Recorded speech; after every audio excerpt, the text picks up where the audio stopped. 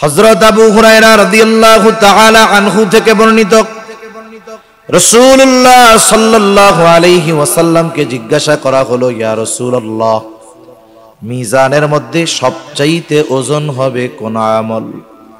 আমল গণনা করা হবে না, কত বড় তাও দেখা হবে না, ওজন দেওয়া হবে। রাসূলুল্লাহ সাল্লাল্লাহু আলাইহি ওয়াসাল্লাম নামাজের কথা বলেন নাই, রোজার কথা বলেন নাই, হজের কথা বলেন নাই, যাকাতের কথা বলেন নাই। নবীজি বললেন, মিজানের মধ্যে সবচাইতে ওজন হবে ওই আমল যেটার নাম হলো উত্তম চরিত্র। লাকাদ কানা লাকুম ফি রাসূলিল্লাহি উসওয়াতুন হাসানাহ। আল্লাহ রাব্বুল আলামিন বলেন, তোমাদের জন্য রাসূলের জীবন আদর্শের মধ্যেই রয়েছে উত্তম আদর্শ। আল্লাহ রাব্বুল আলামিন রাসূলের চরিত্রের মধ্যে মানুষের জন্য উত্তম আদর্শ নিহিত রয়েছে। এই জন্য একটা মানুষ যদি পূর্ণাঙ্গ উত্তম আখলাকের অনুসারী হতে চায়, আখলাক সম্পন্ন হতে চায়, তাহলে তাকে রাসূলুল্লাহ সাল্লাল্লাহু আলাইহি ওয়াসাল্লামের চরিত্র অনুসরণ ব্যতীত আর কোনো পথ তার নাই। আমি যদি বিষয়টা পুরোপুরি বলতে চাই, ঘুচায়া বলতে চাই, লম্বা সময়ের দরকার। এখানে কয়েকটা প্রশ্ন অনেকের মনে আসতে পারে। কেন রাসূলুল্লাহ সাল্লাল্লাহু আলাইহি ওয়াসাল্লামের চরিত্র বিশ্বজনীন, সর্বজনীন? আল্লাহ তাআলা এইখানে শুধু মুমিনদের কথা উল্লেখ করেছেন এমন নয়। আল্লাহ তাআলা বলেন নাই শুধুমাত্র মুমিনদের জন্য রাসূল আকরাম সাল্লাল্লাহু আলাইহি ওয়াসাল্লামের মধ্যে উত্তম আদর্শ রয়েছে, বিষয়টা এমন নয়।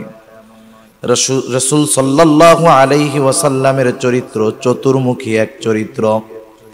যদি দুনিয়ার কোনো অমুসলিম রাসূলুল্লাহ সাল্লাল্লাহু আলাইহি ওয়াসাল্লামের আখলাকগুলোকে নিজের মধ্যে আনতে পারে, হয়তো ঈমান না থাকার কারণে জাহান্নামী হবে, কিন্তু এই দুনিয়ায় সে রাসূলুল্লাহ সাল্লাল্লাহু আলাইহি ওয়াসাল্লামের চরিত্র অনুসরণ অনুকরণের কারণে দুনিয়ার মধ্যে একজন ভালো মানুষ হিসাবে সে বিবেচিত হবে।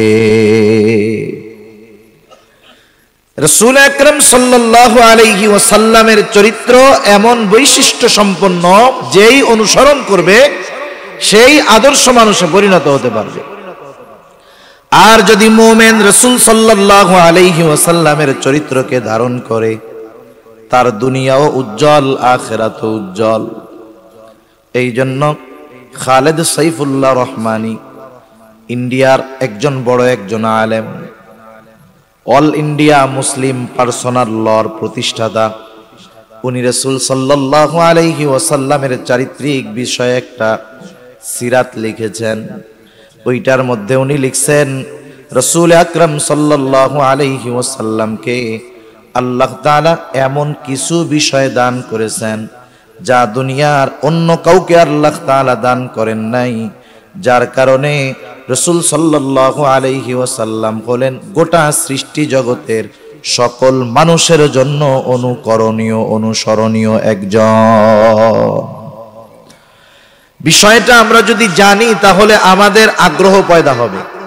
আসলে আমি চিন্তা করতেছি যে মানুষের আখলাক কেমন হওয়া দরকার, একটা মানুষের আখলাক কেমন হওয়া দরকার, এটা একটা ঘন্টায় একটা মানুষের গোটা জীবনের সব চারিত্রিক বিষয়কে সামনে তুলে ধরা এটা বড় কঠিন, অসম্ভব ব্যাপার। কারণ রাসূল সাল্লাল্লাহু আলাইহি ওয়াসাল্লামের চরিত্র বলতে পারেন এটা একটা মহা সমুদ্রের মতো। এই বিষয়টা পুরোপুরি সামনে তুলে ধরা কঠিন। তবে আমি যদি আপনাদের অন্তরে এতটুকু আগ্রহ সৃষ্টি করে যেতে পারি আল্লাহর রহমতে, যে এই বিষয়গুলো জানার পরে রাসূলের চরিত্র অনুসরণের আগ্রহী যদি আমরা হতে পারি, তাহলে আমার আগ্রহ যদি অন্তরে পয়দা হয়, আমি নিজে নিজেই খুঁজে বের করব যে রাসূলের চরিত্রের ওই দিকটা কেমন ছিল, আমি আমার চরিত্রটাকেও ওইভাবে সাজাবো। সর্বশেষ কয়েকটা বিষয় আপনাদের সামনে তুলে ধরবো, কিন্তু এর আগে আমি বিষয়টা একটু সংক্ষিপ্ত সারে বলতে চাই, কেন নবীজির চরিত্র বিশ্বজনীন। এক নম্বর বিষয়, রাসূল আকরাম সাল্লাল্লাহু আলাইহি ওয়াসাল্লামের চরিত্র সকল মানুষের জন্য অনুসরণীয় হওয়ার এক নম্বর কারণ, রাসূল আকরাম সাল্লাল্লাহু আলাইহি ওয়াসাল্লাম নির্দিষ্ট কোনো জাতি গোষ্ঠীর জন্য প্রেরিত হন নাই, বরং সকল মানুষের জন্য আমার আপনার নবী, তিনি নবী ছিলেন, প্রেরিত হয়েছেন। অতীতে আমার আপনার নবীর আগে যত নবী দুনিয়ায় আসছে, কেউ কোনো এলাকার জন্য নবী, কেউ বা বংশের জন্য নবী, কেউ বা কোনো শহরের জন্য নবী, কিন্তু আল্লাহ তাআলা আমার আপনার নবীর ব্যাপারে ঘোষণা দেন। আল্লাহ তাআলা বলেন, হাবিব আপনি বলেন, কুল ইয়া আইয়ুহান নাসু ইন্নী রাসূলুল্লাহি ইলাইকুম জামিআ। আল্লাহ তাআলা বলেন, আপনি বলেন, ইন্নী রাসূলুল্লাহি ইলাইকুম জামিআ, আমি তোমাদের সকলের কাছে মানুষ নবী হিসাবে প্রেরিত হয়েছি, হে মানব সম্প্রদায়। আল্লাহ তাআলা জানাচ্ছেন আপনি সকল মানুষের জন্য নবী। যেহেতু নবী, সকল মানুষের জন্য নবী, নবীর চরিত্র অনুসরণ করাও সকল মানুষের জন্য জরুরি।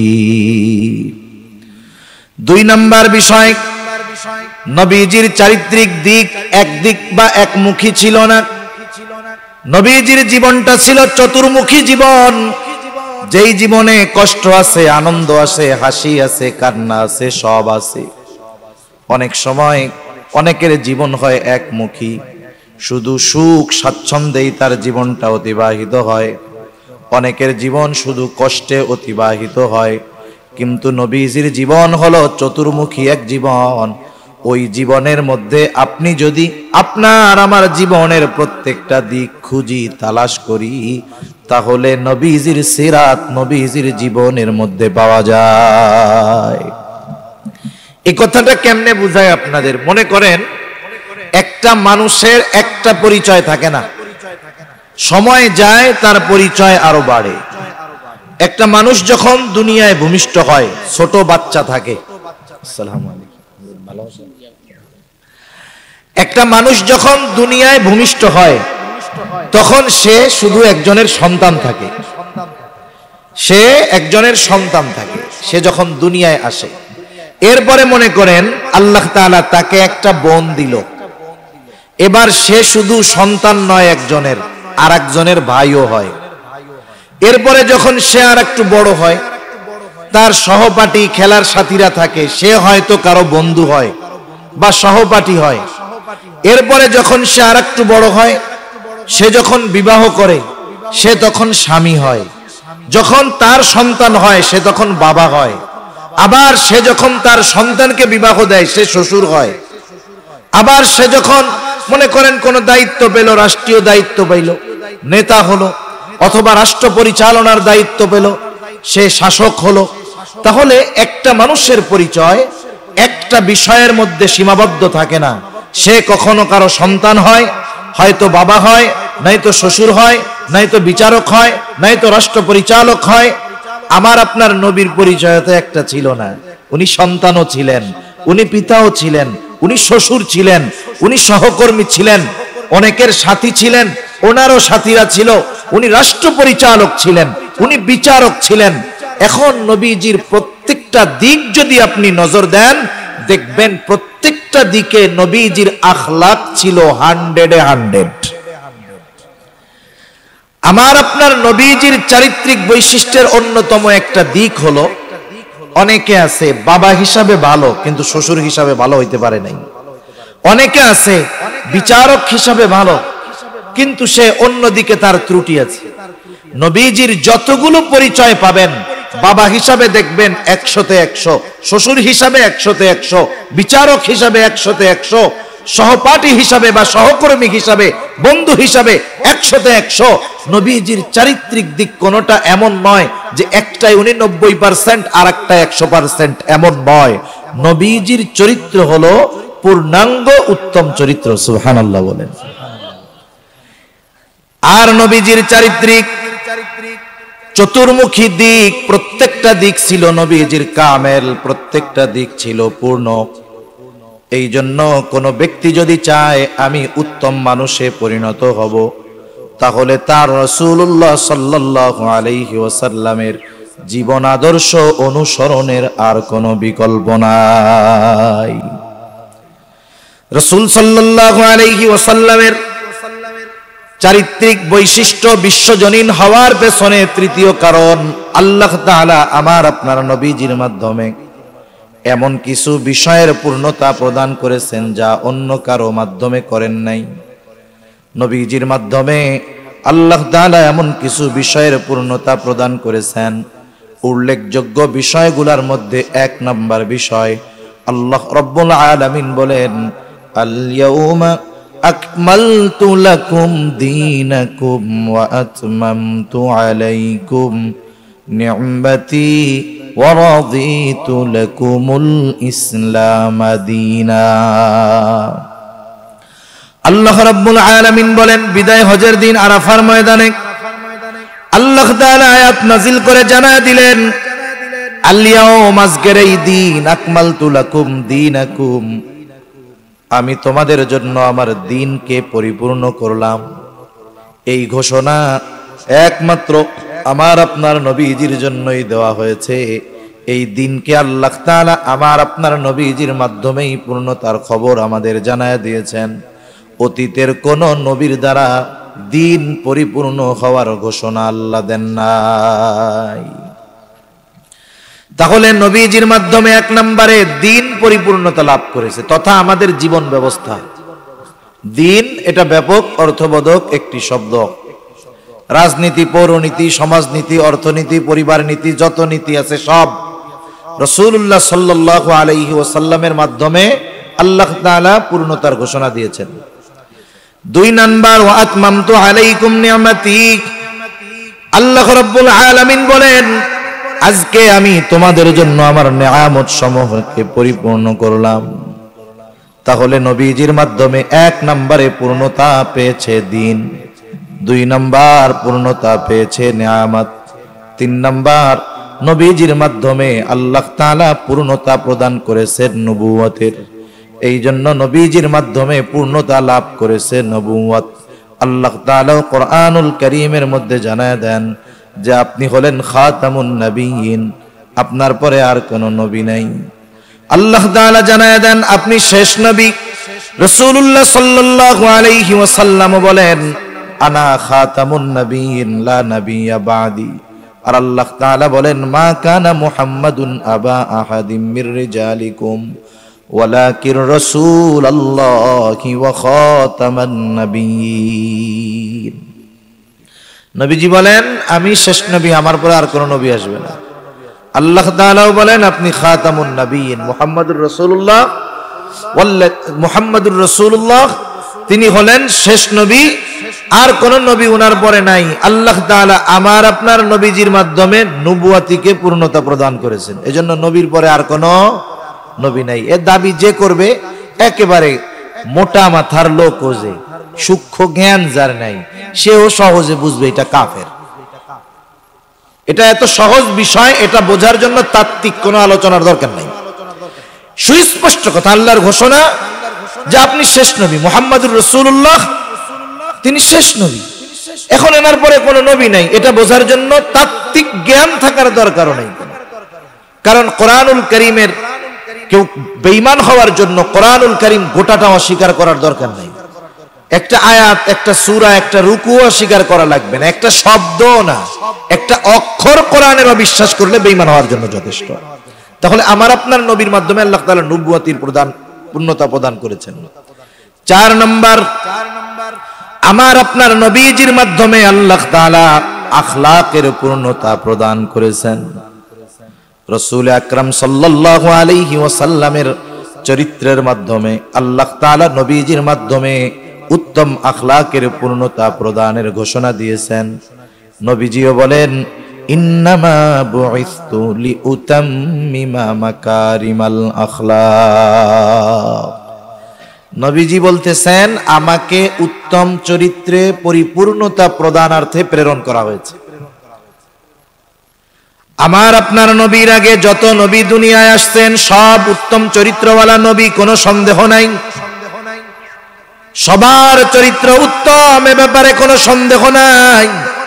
তবে আমার আপনার নবীজি ব্যতিক্রম, যে নবীজির মাধ্যমে নবীজি শুধু উত্তম চরিত্রের অধিকারী এমনটা নয়, বরং আল্লাহ তাআলা আমার আপনার নবীজির মাধ্যমে উত্তম চরিত্রের পরিপূর্ণতা প্রদান করেছে।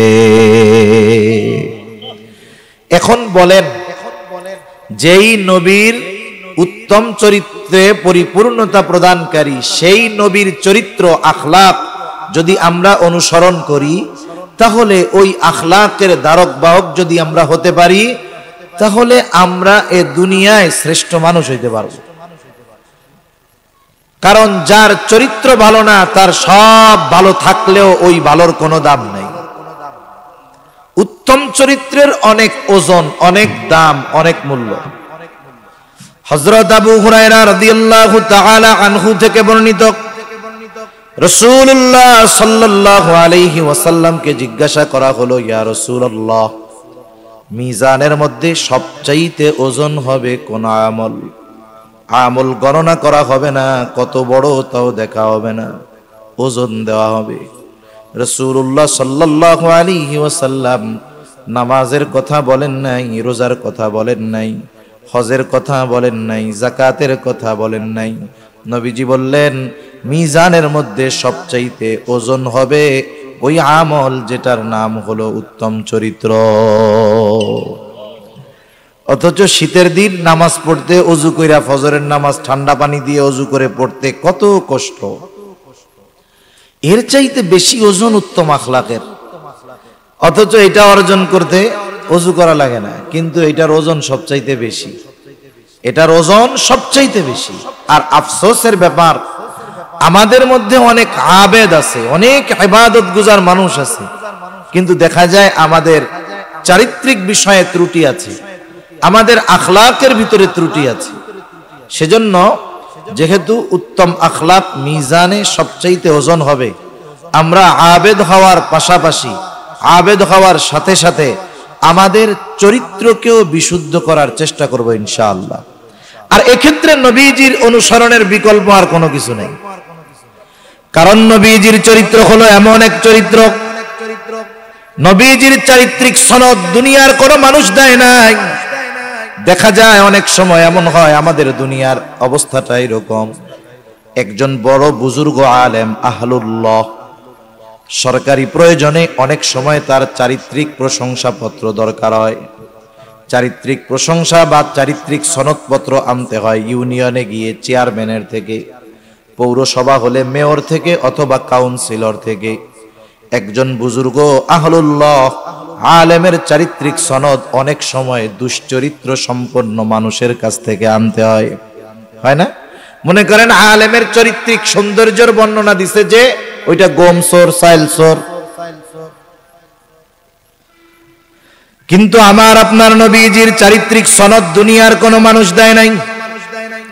স্বয়ং আহকামুল হাকিমিন আল্লাহ রাব্বুল আলামিন আমার আপনার নবীজির চারিত্রিক সনদ আমাদেরকে জানায়া দিয়া বলেন, ওয়া ইন্নাকা লাআলা খুলুকিন আযীম। আল্লাহ তাআলা বলেন, আমি আপনাকে মহান চরিত্রে অধিষ্ঠিত করেছি।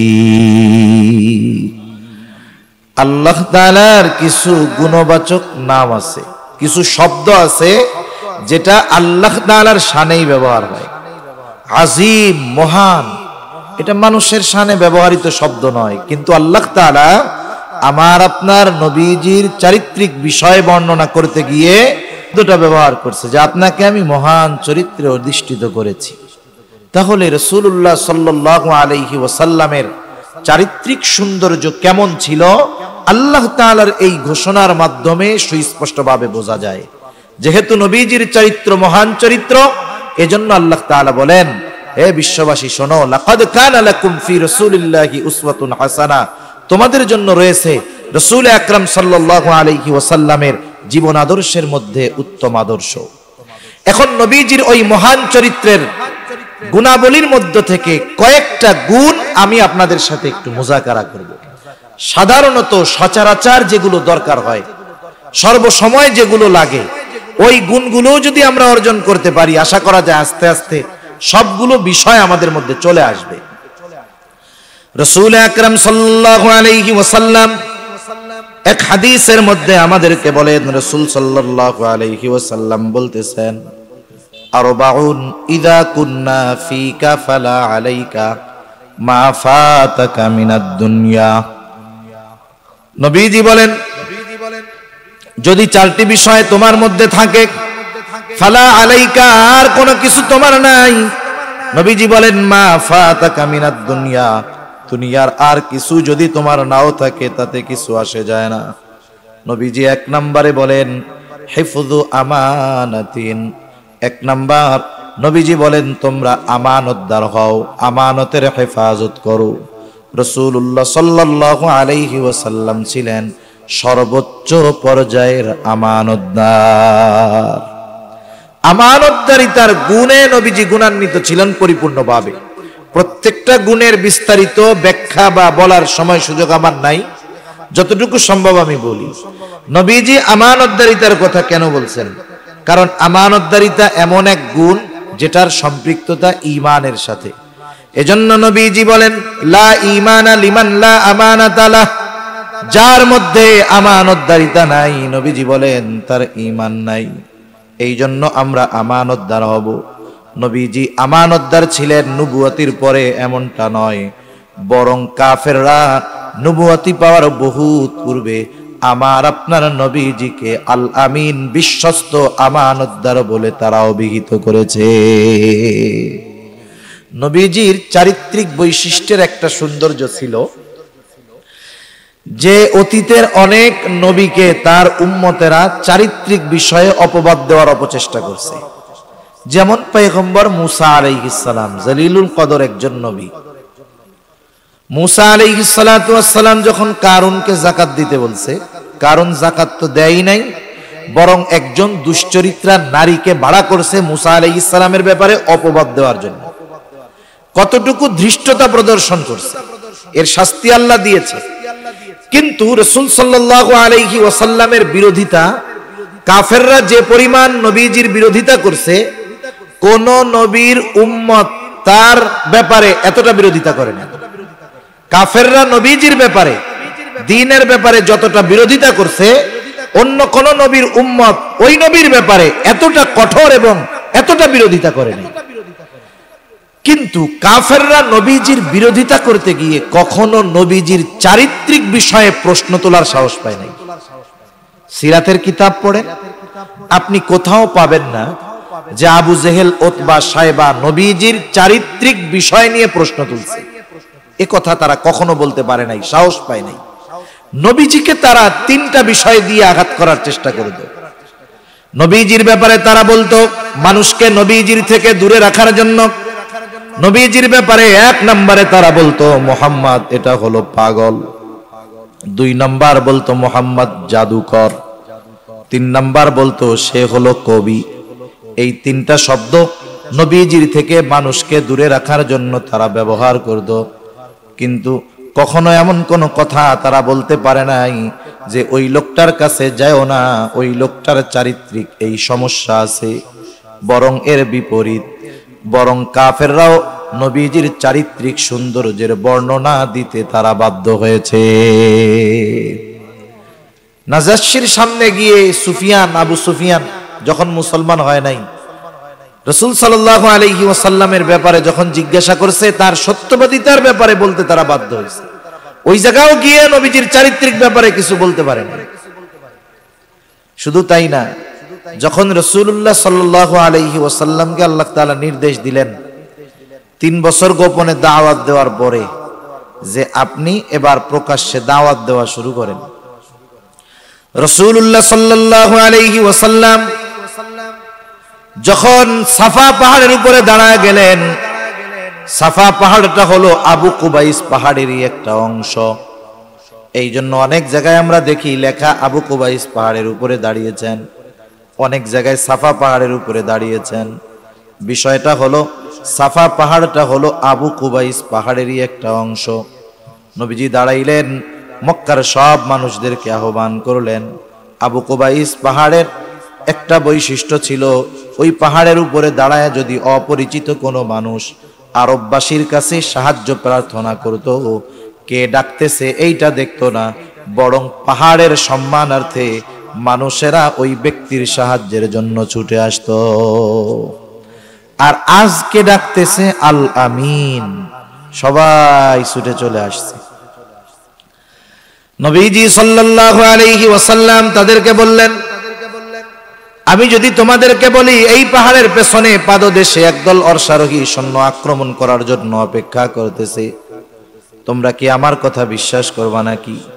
উপস্থিত সকলে সমস্বরে বলল, কেন নয়, অবশ্যই তোমার কথা আমরা বিশ্বাস করব, কারণ ইতিপূর্বে আমরা তোমাকে কখনো মিথ্যাবাদী পাই নাই। তাহলে নবীজির চারিত্রিক বৈশিষ্ট্যের অন্যতম এক সৌন্দর্য হলো সত্যবাদিতা। এক নম্বরে নবীজির চরিত্রের সৌন্দর্য অন্যতম হলো আমানতদারিতা। নবীজি কেমন আমানতদার ছিলেন, কাফেররাও নির্দ্বিধায় নবীজির কাছে আমানত রাখত। যেই কাফের নবীজির উপরে জুলুম করত, ও চিন্তা করত যতই জুলুম অত্যাচার করি না কেন, মুহাম্মাদের কাছে আমি যদি আমার সম্পদটা আমানত রাখি, সে কখনোই আমার এই আমানতের খেয়ানত করবে না। সেজন্য এক নম্বরে আমরা আমানতদার হব। উত্তম মানুষ হতে হলে আমানতদারিতা বড় একটা গুণ। সেই আমানত কথার হতে পারে, সম্পদের হতে পারে, যার হয় হোক। দুই নাম্বার, আমরা সত্যবাদী হব, সত্যবাদী, মিথ্যা পরিহার করব, সত্যবাদী হব। সত্যবাদিতা এক মহৎ গুণ। রাসূল সাল্লাল্লাহু আলাইহি ওয়াসাল্লাম বলেন, ইন্নাস সিদকা ইয়াহদি ইলাল বির ওয়া ইন্নাল বিররা ইয়াহদি ইলাল জান্নাহ। নবীজি সাল্লাল্লাহু আলাইহি ওয়াসাল্লাম বলেন, সত্য কল্যাণের পথ দেখায় আর কল্যাণ জান্নাতের পথ দেখায়। নবীজি আর এক হাদিসের মধ্যে একটু বাড়ায়া বলেন, যদি কোনো ব্যক্তি সত্য বলতেই থাকে, ওই লোকটা একটা সময় আল্লাহ তাআলার কাছে সিদ্দিক তথা সত্যবাদী বলে গণ্য হয়ে যায়। সত্যবাদিতা মুমিনের ভূষণ। এটা চারিত্রিক বিষয়ের অন্যতম এক সৌন্দর্য হলো সত্যবাদিতা, আমানতদারিতা। একটা মানুষ চেহারা যত সুন্দর হোক, এই বিষয়গুলো যদি তার মধ্যে না থাকে, ওই লোকটা দেখতে সুন্দর হতে পারে, আসলে সে সুন্দর না। আর মিথ্যা হলো মানুষকে পাপের দিকে নিয়ে যায়। ওয়াইন্নাল কিযবা ইয়াহদি ইলাল ফুজুর ওয়া ইন্নাল ফুজুরা ইয়াহদি ইলান নার। নবীজি বলেন, মিথ্যা মানুষকে পাপের পথ দেখায়, পাপ মানুষকে জাহান্নামের পথ দেখায়। আর একটা মানুষ যখন মিথ্যা বলতেই থাকে, একটা সময় ওই লোকটা আল্লাহ তাআলার নিকটে মিথ্যাবাদী বলে গণ্য হয়ে যায়। সেজন্য আমরা সত্যবাদিতার গুণ অর্জন করব, ইনশাআল্লাহ। করা যাবে তো? তিন নাম্বার, ইনসাফ, ন্যায়পরায়ণতা। ন্যায় মধ্যে কথাবার্তা চলতেছে। হযরত ওমর রাদিয়াল্লাহু তাআলা আনহু তাকে বলতেছে, শোনো, তাহলে আমাদের দুইজনের মধ্যে এই বিষয়ের জন্য ফয়সালাকারী হিসাবে তৃতীয় আরেকজনকে নির্ধারণ করো। ওই অমুসলিম, সে আরেকজন অমুসলিমকে নিজের জন্য ফয়সালাকারী নির্ধারিত করে নাই।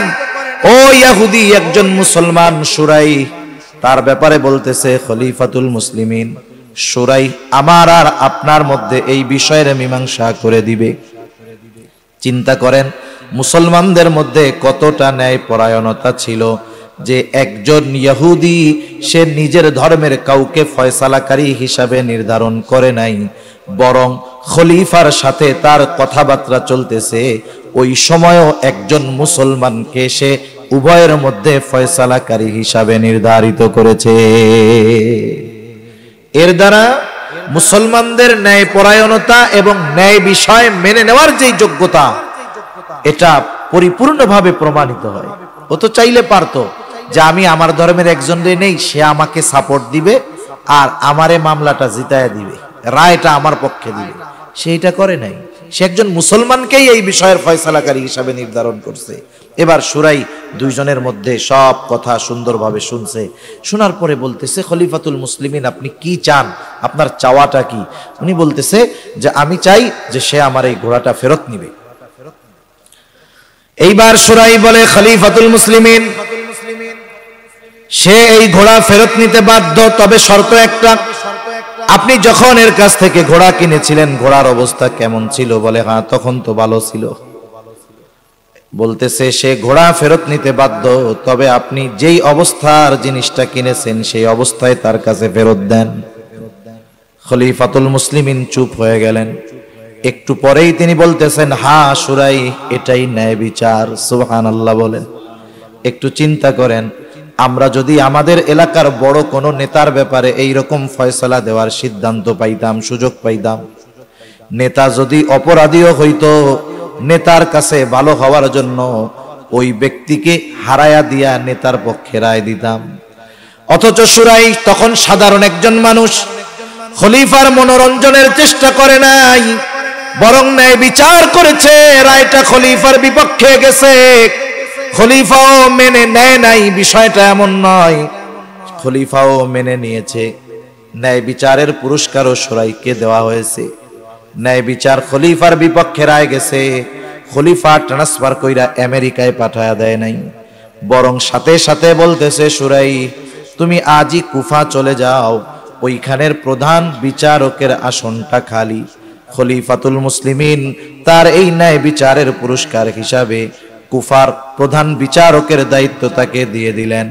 এই সুরাই হযরত ওমর রাদিয়াল্লাহু তাআলা আনহুর বাকি সময়, হযরত আলী উসমান রাদিয়াল্লাহু তাআলা আনহুর খেলাফতকাল, আলী রাদিয়াল্লাহু তাআলা আনহুর খেলাফতকাল, উমাইয়া রাদিয়াল্লাহু তাআলা আনহুর খেলাফতকাল পর্যন্ত ওই কুফার প্রধান বিচারক হয়ে বিচারের কাজ পরিচালনা করেছে।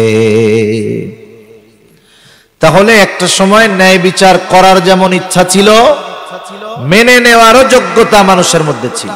আফসোস, ন্যায় বিচার করারও ইচ্ছা আমাদের নাই, মেনে নেওয়ারও ইচ্ছা আমাদের মধ্যে নাই।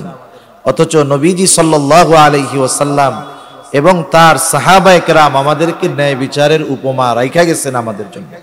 নবীজি কেমন ন্যায় বিচারক ছিলেন। আমরা তো আমাদের আত্মীয় স্বজন অপরাধ করলেও তাকে বাঁচানোর জন্য চেষ্টা করি, যত অপরাধ হোক, কিন্তু নবীজি ন্যায় বিচারের ব্যাপারে এতটা কঠোর ছিলেন। নবীজির কাছে একদিন এক মহিলা চুরি করছে, তার হাত কাটা হবে। সে মাখজুম গোত্রের মহিলা। মাখজুম গোত্র হলো কোরাইশ বংশের একটা শাখা।